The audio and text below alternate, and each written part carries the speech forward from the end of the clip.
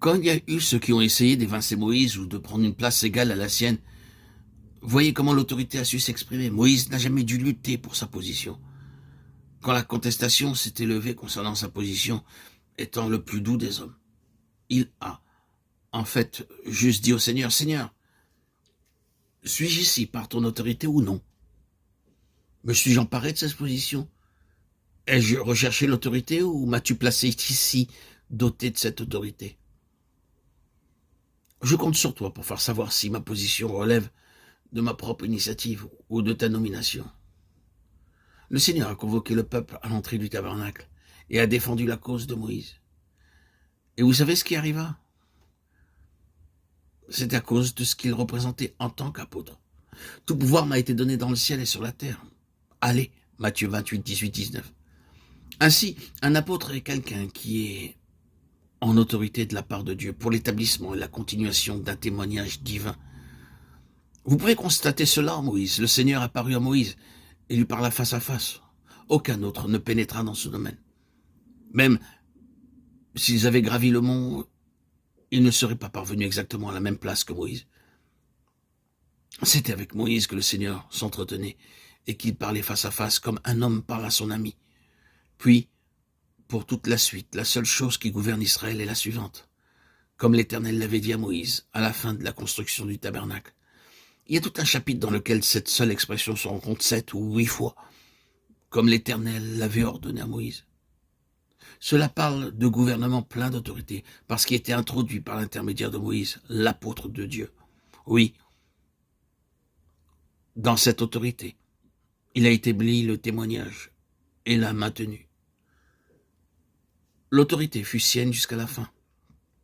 Ou encore, prenez l'apôtre Paul qui, peut-être au-dessus de tous les autres, se détache comme apôtre, et vous constatez que sa mission et son autorité étaient en premier lieu pour l'établissement du témoignage en tout lieu, et puis pour le maintien de ce témoignage. Il dit aux Corinthiens que s'il vient vers eux avec l'autorité qu'il a reçue, cela ira mal pour quelques-uns d'entre eux, parce qu'il est investi de cette autorité pour maintenir le témoignage dans sa pureté. Maintenant, qu'est-ce que ceci nous suggère? C'est le Seigneur. C'est le facteur de l'autorité céleste de Christ dans l'homme céleste corporatif. Cela peut être dispensé par l'intermédiaire d'individus. Le point est que c'est un trait caractéristique de l'homme céleste et que c'est effectif au sein de l'Église. Nous sommes face à face avec le fait que Christ, dans son autorité céleste, est dans l'Église pour l'établissement de son témoignage et pour son maintien, là où le témoignage du Seigneur est présent par le Saint-Esprit. Là, l'autorité du Seigneur est présente. Et les gens doivent compter avec cela. Bien sûr, alors que nous devons prendre ces choses à cœur dans nos propres vies personnelles, nous les disons à ceux qui doivent instruire les autres. En tant que serviteur du Seigneur, vous ne pouvez pas avoir une reconnaissance trop claire de la mesure où cette opération de l'autorité de Christ dans son corps est définie et catégorique. Personne ne peut entrer quelque part en relation avec cette expression corporative de Christ qui est constituée par le Saint-Esprit sans devenir responsable du témoignage du Seigneur qui se trouve là. Et si vous violez cela, vous souffrirez. Vous ne pouvez pas simplement vous joindre et échapper aux implications. Si vous violez le témoignage de l'unité du corps de Christ alors que vous avez été amené en réel contact avec celui-ci et que vous ne mettez pas cela en règle, vous mourrez. Il se peut que vous mouriez physiquement. Vous pouvez avoir une fin tragique. Indubitablement, vous traverserez des temps de souffrance et d'épreuve, car vous n'êtes pas devenu membre d'un mouvement, de quelque chose qui est simplement de l'homme. Vous êtes entré là où la garde du dessein éternel est investie dans le Saint-Esprit, qui œuvre dans l'esprit de l'apostolat, et l'autorité de Christ s'y trouve. C'est le sens exact de ces mots qui nous sondent dans la première lettre aux Corinthiens. C'est pour cela qu'il y a parmi vous beaucoup d'infirmes et de malades, et qu'un grand nombre sont morts, et sans discerner le corps du Seigneur. Lisez donc 1 Corinthiens 11, 29, 30.